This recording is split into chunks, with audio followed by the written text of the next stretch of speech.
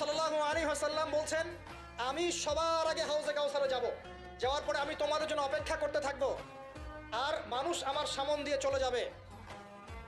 মান মাররা আলাইয়া শারিবা, যে আমার সামন দিয়ে যাবে সে এই হাউজে কাউসারের পানি পাবে আমার কাছে।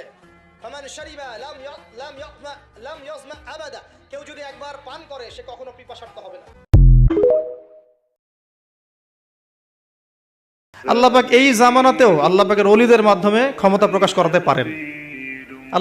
আল্লাহ পাক এখনো ক্যাপেবল এটার জন্য।